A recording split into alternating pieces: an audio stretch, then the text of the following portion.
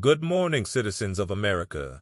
This is the U.S. Citizen Journal, Daily Brief for June 17, 2025 AD.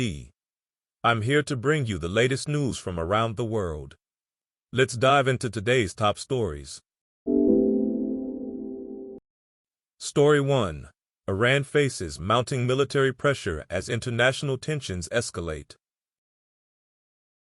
The Islamic Republic confronts what officials describe as its gravest threat since the devastating 8-year war with Iraq, as Israeli forces continue bombardment operations using advanced American military equipment, while intelligence agencies maintain deep penetration within Iranian territory. The current crisis has drawn stark comparisons to the 1980s conflict, when Iran's leadership admitted to fighting with empty hands against a well-equipped adversary, forcing the isolated regime to plead with allied nations for basic military supplies. As the conflict enters its fifth day, American President Donald Trump has issued an unprecedented call for Tehran residents to evacuate, declaring that Iran cannot have a nuclear weapon, while referencing previous failed nuclear negotiations. The United States has significantly expanded its military footprint in the region, deploying a third Navy destroyer to the eastern Mediterranean, and directing a second carrier strike group toward the Arabian Sea, alongside tanker aircraft capable of refueling Israeli fighter jets. Defense Secretary Pete Hegseth announced additional military capabilities deployed over the weekend, officially described as defensive measures, but positioning American forces for potential direct involvement in operations against Iran. Trump departed early from G7 meetings in Canada, stating his intention to pursue an end, a real end, not a ceasefire, to the Middle East conflict. While American officials reportedly worked through the night at the White House and Pentagon, with one source describing this as potentially the Iranians' last chance before the U.S. actively joins in. Story 2. Senate Republicans unveil competing bill, proposing steeper Medicaid cuts. Senate Republicans on Monday released legislation that would cut Medicaid far more aggressively than would the House-passed bill to deliver President Trump's domestic agenda, while also salvaging or slowing the elimination of some clean energy tax credits, setting up a fight over their party's marquee policy package. The measure, released by the Senate Finance Committee, contains the core provisions of that chamber's version of the legislation that Republicans muscled through the House last month and are hoping to speed through the Senate and deliver to Mr. Trump's desk by July 4th. But its differences with that bill are substantial and are all but certain to complicate the measure's path to enactment, casting doubt on that timetable. Most notably, the proposal would take a slower and less sweeping approach to phasing out clean energy tax credits created during the Biden administration, and cover part of the cost of doing so by imposing deeper and more expansive cuts to Medicaid. Story 3. Homeland Security reverses policy, clearing way for immigration raids at farms and hotels. The Department of Homeland Security on Monday told staff that it was reversing guidance issued last week that agents were not to conduct immigration raids at farms, hotels, and restaurants, a decision that stood at odds with President Donald Trump's calls for mass deportations of anyone without legal status.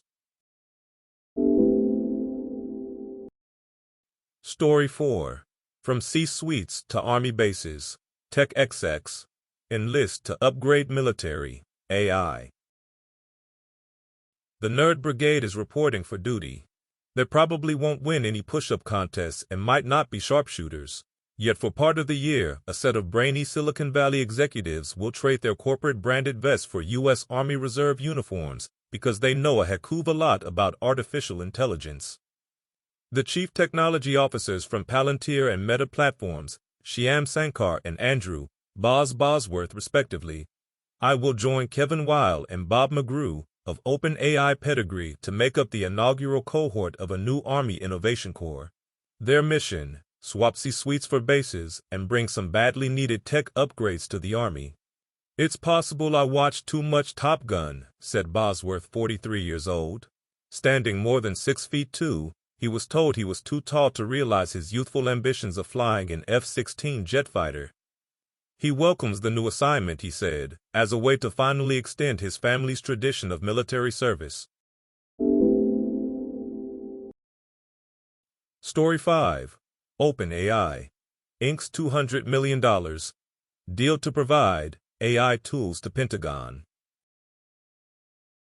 OpenAI is officially on the Pentagon's payroll. The Department of Defense announced a $200 million contract with OpenAI to provide the U.S. government with new artificial intelligence tools, including those used for proactive cyber defense. In a post outlining its latest contracts, the DoD said that OpenAI will develop prototype frontier AI capabilities to address critical national security challenges in both warfighting and enterprise domains. The work will primarily be completed in the Washington, D.C. region, with an estimated completion date of July 2026. OpenAI said in a new blog post that the DoD contract is its first partnership under a new initiative to provide its AI technology to workers across federal, state, and local governments. The company is offering custom models for national security on a limited basis, according to the announcement, with OpenAI saying that all use cases must comply with its policies and guidelines.